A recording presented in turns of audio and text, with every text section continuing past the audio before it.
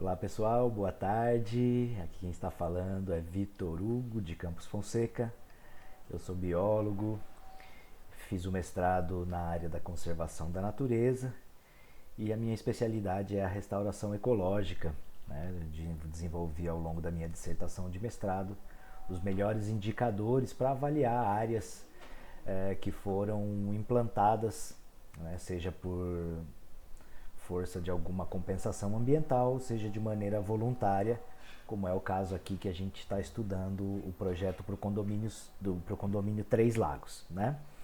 Então esse vídeo foi uma sugestão da Fernanda para que eu fizesse aqui um apanhado de informações relevantes para que aí então vocês pudessem tomar a melhor decisão no sentido daquelas áreas na beira dos Três Lagos aí do condomínio, correto? Então é um pouquinho sobre isso que a gente vai conversar aqui. Qualquer dúvida que ficar depois dessa conversa, vocês terão aí os meus contatos. E por meio da Fernanda a gente pode alinhar tudo isso, tá bom? Então me coloco à disposição aí. Bom, gente, gostaria de começar me apresentando. Eu me formei aqui na PUC em Biologia e logo depois eu ingressei no mestrado.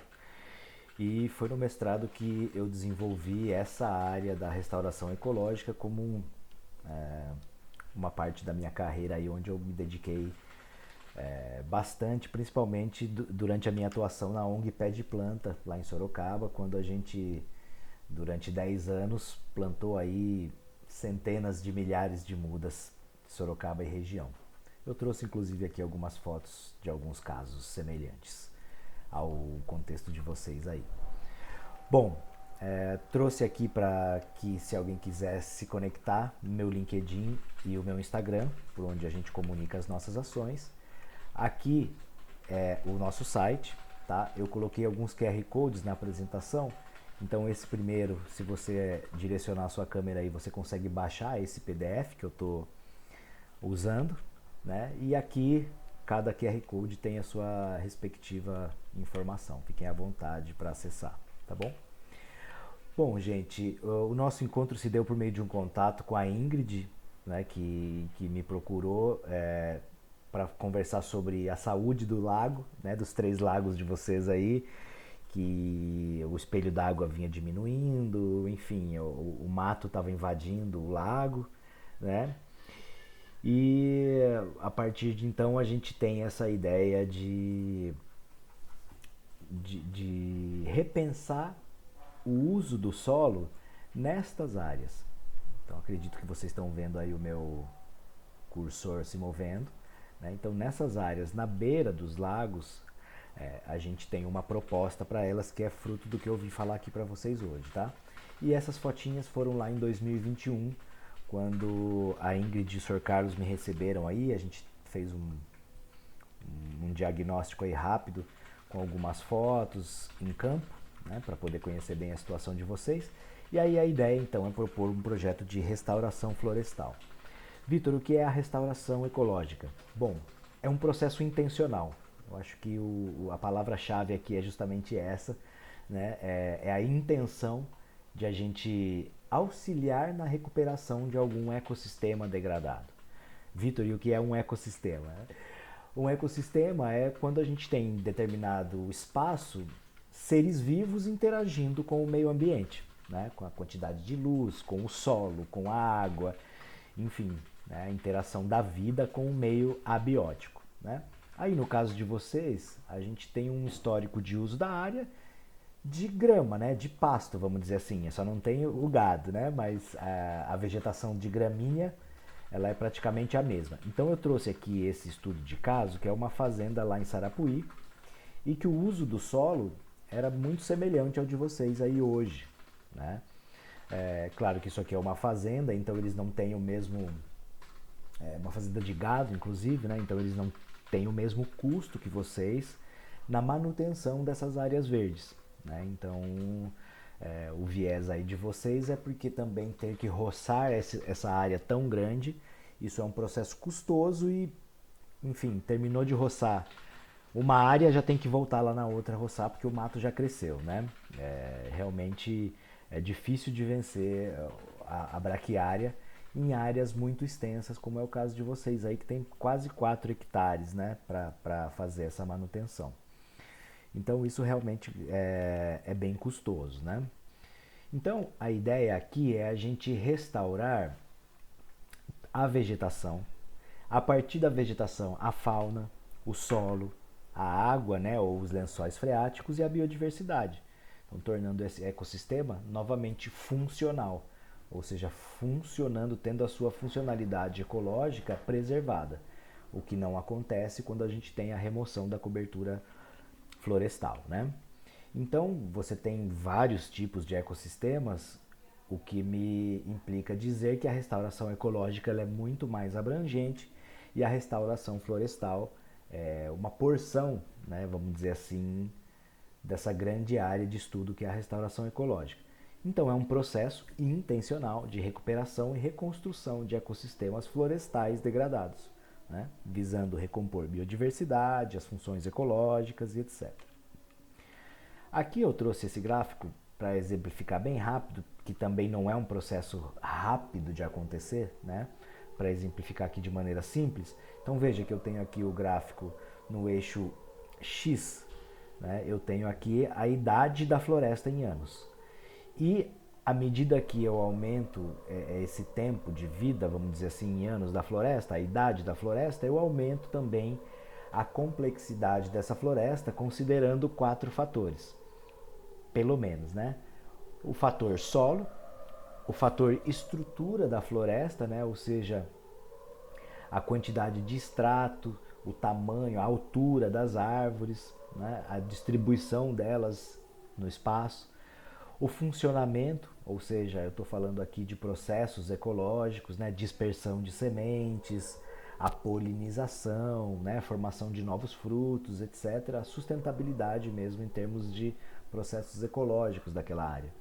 E também estou pensando na biodiversidade, não só na riqueza de espécies, né, ou seja, a quantidade de espécies, mas também na abundância, ou seja, no número de indivíduos em cada uma daquelas espécies que estão ali presentes na minha floresta, né? E a lição de casa que a gente tem aqui na Mata Atlântica é uma floresta de altíssima biodiversidade, né? Então essa é a nossa referência e é isso que a gente vai buscar quando planeja esses projetos de restauração, né? Então aqui para trazer um pouco mais de prática, né, eu trouxe algumas fotos como essa, que vão exemplificar aqui, mostrar para nós um trato cultural, vamos dizer assim, um manejo de solo, que é a subsolagem, que é exatamente este implemento aqui, que é um disco, uma haste, né, e aqui 2 disquinhos também que vão fazer esse efeito. Ela vai riscar o solo e vai destorroar para os lados, né, essa linha. Então é essa linha que a gente vai seguir plantando as mudas florestais, né? Então essa subsolagem ela é feita por meio aqui das curvas de nível, né? Então a água escorre nesse sentido e aí ela vai encontrar essa barreira e vai ter mais tempo para infiltrar e para se acumular também aqui, o que é duplamente positivo em termos do plantio de mudas e também da infiltração da água no solo, tá? O que vai promover aí uma melhora na condição do lado, nas condições do lado, sem dúvida nenhuma. Aí, então depois desse intercâmbio, né, com o seu Carlos e a Ingrid, a gente chegou, eu trouxe isso para casa, né, numa lição de casa e elaborei esse projeto de restauração, onde a gente mapeou as áreas, né, calculou o quanto de mudas cabem em cada uma das áreas, no espaçamento já recomendado, né, de 3x2, e a gente chegou num total de 6.400 mudas, mais ou menos, né, distribuídas ao longo de 9 áreas aqui no condomínio, né? Você pode clicar aqui no QR Code, vai ter o projeto na íntegra, né, para vocês lerem, mas vocês já têm acesso a isso aí, a esse projeto, né? E a ideia seria então começarmos, né, na metodologia de dividir para conquistar, iniciarmos pelas 2 primeiras áreas. Então essas 2 primeiras áreas a gente sugere o início do projeto mediante esses valores. Então aqui eu tenho os valores de mudas, de insumos e o frete para cada uma das áreas, né? Então área 1, área 2, área 3 e assim por diante, né? Então a partir desse panorama vocês já têm aí dados para poder tomar essa decisão, né? Aqui, pessoal, o que é muito bacana é o seguinte, esse é o Marcelo que eu havia comentado com a Fernanda, né? Ele é o dono do implemento e ele se comprometeu a fazer o treinamento da equipe que vocês já têm aí, da equipe de jardinagem do próprio condomínio, sem custo, tá, gente? Acho que isso é muito legal da parte dele, parceiro já bem antigo nosso, né? Essas fotos aqui são de 2012, se eu não me engano, né? E ele riscando as áreas aqui, enquanto a gente, com a equipe do Pé de Planta, fazia, né, o plantio, a marcação das áreas todas aí. Tá ok? Então, aí ficariam para vocês viabilizarem da melhor maneira possível a compra dessas mudas, né? Então eu tenho aqui esse fornecedor, que já é o nosso parceiro aqui em Sorocaba, né, que faz esse fornecimento de mudas. Vocês podem consultar outros também, mas não vai fugir muito desse valor de muda aqui, muda de 1 metro a 1,20 m, né? Não vai fugir muito de R$ 20 a média dos valores, tá bom, pessoal? Então, a partir desse projeto, né, quais seriam os benefícios de ter uma floresta nativa restaurada? Eu já toquei em alguns serviços ecossistêmicos aqui que seriam potencializados, né? São eles a infiltração da água no solo. Então a subsolagem promove assim um ganho muito grande no sentido de infiltração da água, né, e absorção dessa água no solo, produção de frutos, atração de fauna, amenização climática, regulação da precipitação, proteção dos corpos d'água, né, entre inúmeros outros serviços. E também vocês terão menor custo com os tratos culturais da área, pois a própria sombra das árvores vai diminuir gradativamente a força das gramíneas, né, evitando o desperdício de recursos e a prática ilegal de queima da palhada, que isso inclusive está descrito aí, né? É uma prática ilegal, né? E a gente tem que então fugir desse tipo de prática. À medida que essa floresta for crescendo, esse esforço de trato cultural na gramínea vai diminuir bastante.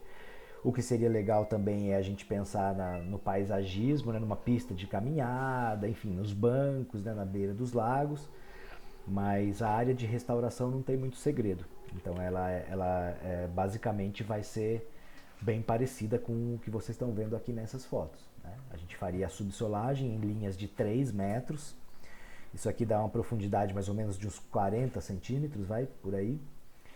E a cada 2 metros na linha a gente plantaria uma muda nativa, né? E uma proporção mais ou menos aí de 50% de nativas frutíferas, ok? Bom, basicamente é isso. Qualquer dúvida que vocês tiverem pode me contactar, pode conversar com a Fernanda e fico à disposição aí para qualquer dúvida. Ok, pessoal? Muito obrigado pela atenção e até mais. Tchau!